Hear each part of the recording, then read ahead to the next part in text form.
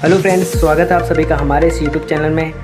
आज हम एक नई वीडियो लेके आए हैं और आज हम इस वीडियो में डैनी डेंजोंगपा के बारे में बात करेंगे और जानेंगे उनके जीवन की पूरी कहानी। तो चलिए वीडियो शुरू करते हैं। डैनी डेंजोंगपा एक भारतीय अभिनेता है। ये हिंदी फिल्मों में काम करते हैं। काशीनाथ, हमें खुशी हुई तुम्हारी बहादुरी देखकर। तुम्हें भी बहुत खुशी होगी ये जानकर कि आज के बाद तुम मेरे गिरोह में काम करोगे।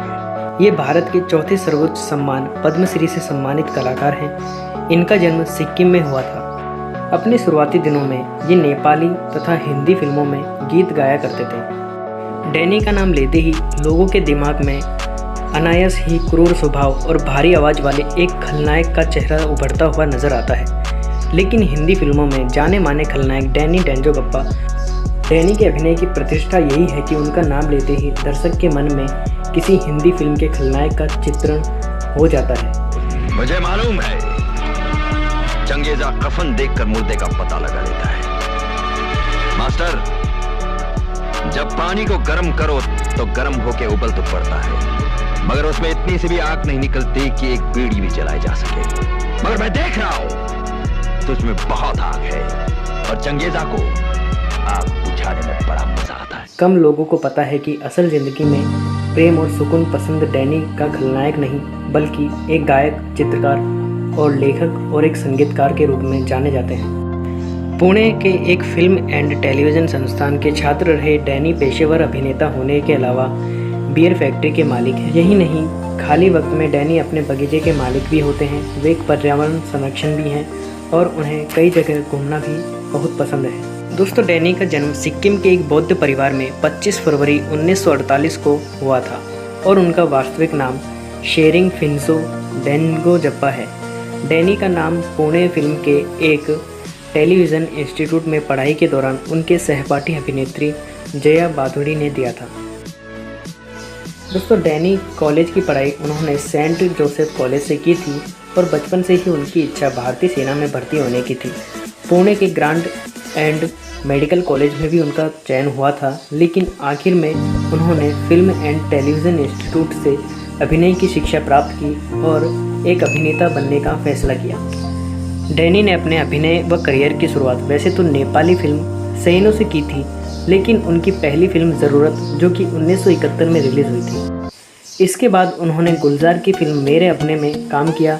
अपनी पहली नकारात्मक भूमिका उन्हें फिल्म धुंध, जो कि 1973 में रिलीज़ हुई थी, उसमें निभाई थी।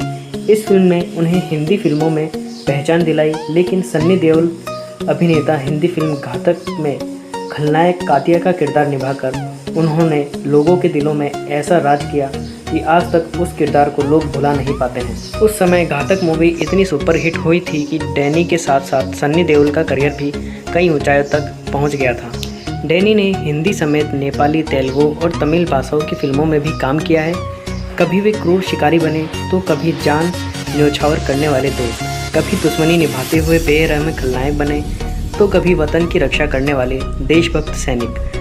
डैनी के अलग अलग फिल्मों में अलग अलग चेहरे और किरदारों को पर्दे पर जीते थी इस प्रकार दिखाया गया है कि उन्होंने इस अभिनय के लिए भारत का सबसे सर्वोच्च नागरिक पुरस्कार पद्मश्री से भी सम्मानित किया गया है। डैनी ने फिल्म धुंध के बाद कई सारी फिल्मों का प्रस्ताव मिले, लेकिन कम काम और बेहतरीन परिणाम की सफलता में डैनी मंत्रमुग्ध रहे। लेकिन डैनी अपनी शर्तों पर काम करते थे और अपने ही अंदाज में ज़िंदगी जीते थे। वे एक अच्छे अभिनेता के अलावा फैमिली को भी अच्छी तरह संभालते थे।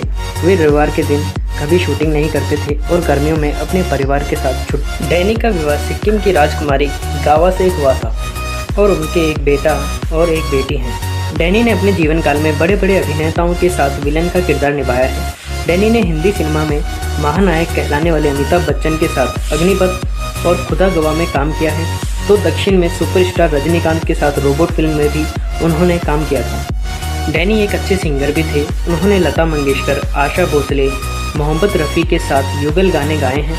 फिर वही रात होगी नाम का एक फिल्म थी, उनके टीवी धारावाहिक अजनबी का निर्देशन भी डैनी ने किया है।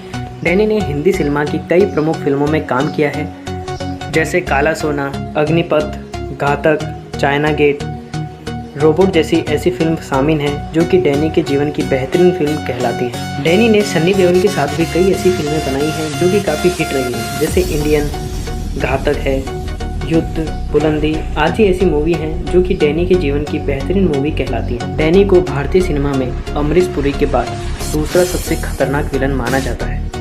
और आज के लिए इस वीडियो में इतना ही। ये थी डैनी के जीवन की छोटी सी कहानी। और